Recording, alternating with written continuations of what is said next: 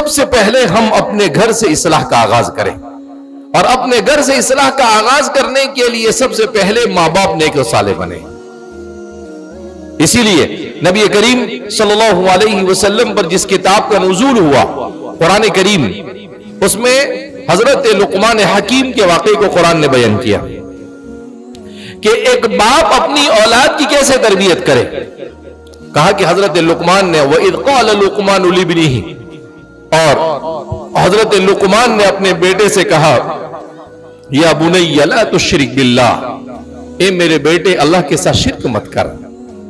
کہ اس سے معلوم ہوتا ہے کہ ماں باپ کی ذمہ داری ہے کہ وہ اپنے بچوں کو سب سے پہلے توحید کا درس دے۔ اب ماں باپ کو ہی نہیں معلوم توحید کس کو کہتے ہیں،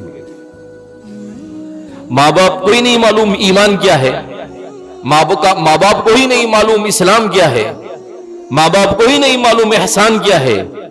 جب ماں باپ کو نہیں معلوم ہے تو ظاہر سی بات ہے کہ وہ اپنی اولاد کی کیسے تربیت۔ حضرت لقمان سب سے پہلے یا بنی لا تشرک باللہ ان الشرک لظلم عظیم، کہ سب سے بڑا گناہ روئے زمین پر اگر کوئی ہو سکتا ہے تو وہ اللہ کے ساتھ شرک کرنا۔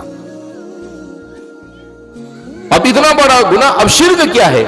آج دیکھو ہمارے معاشرے میں پوچھو اچھے لوگوں کو کچھ پتا نہیں، شرک کس کو کہتے ہیں، کفر کس کو کہتے ہیں، نفاق کس کو کہتے ہیں، ایمان کس کو کہتے ہیں، اسلام کس کو کہتے ہیں، اعمال صالحہ کس کو کہتے ہیں، عقیدہ کس کو کہا جاتا ہے، اخلاق حسنہ کس کو کہتے ہیں، اخلاق ذمیمہ کس کو کہا جاتا ہے، باطن کی فکر، باطن کی اصلاح کسے کہا جاتا ہے، کچھ معلوم نہیں۔